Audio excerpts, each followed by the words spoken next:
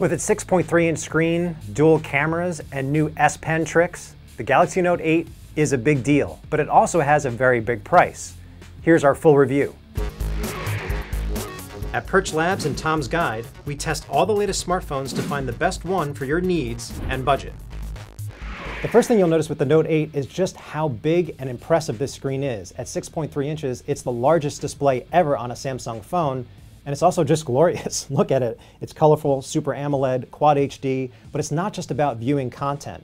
It's about doing more with that extra real estate. And that's where App Pair comes in. It's a new feature from Samsung that lets you run two apps side by side and launch it with just one tap. Okay, so if you're wondering whether or not 6.3 inches is too big for your hands, I would say it's a little bit of a stretch, but definitely manageable. Because of the fairly unique 18.5 by 9 aspect ratio, this phone is narrower than other phablets that you've seen in the past.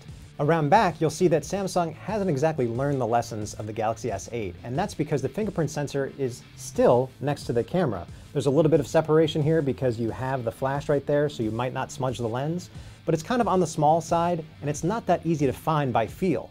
The good news is that you can unlock the Note 8 using both facial recognition and iris scanning.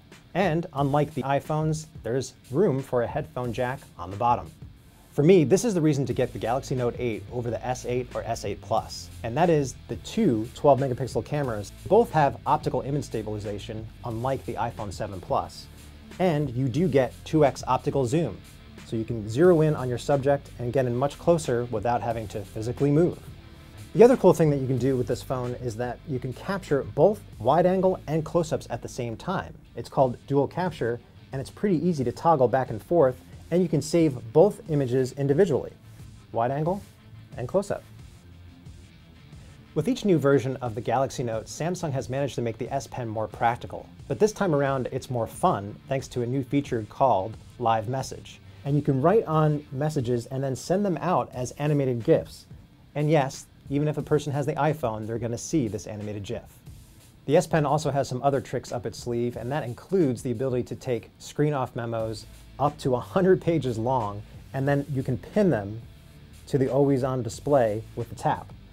This big screen phone packs plenty of power thanks to a Snapdragon 835 processor, 6 gigs of RAM, which is 2 more than in the S8, and 64 gigs of storage. All that added up to very swift performance whether we were running multiple apps at the same time or playing demanding games like Mortal Kombat X.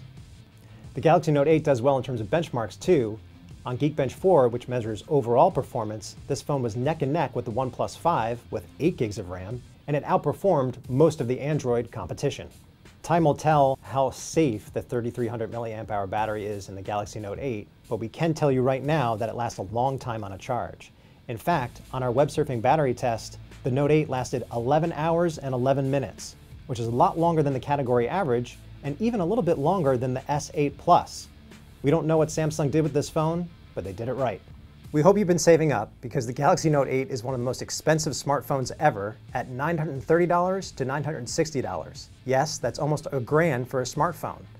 But in the Samsung family, for my money, I would actually go for the Note 8 because you're getting dual cameras and the S Pen.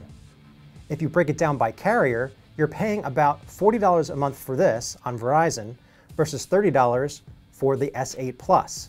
And on T-Mobile, you'll actually wind up paying the same amount per month after you do that monthly installment.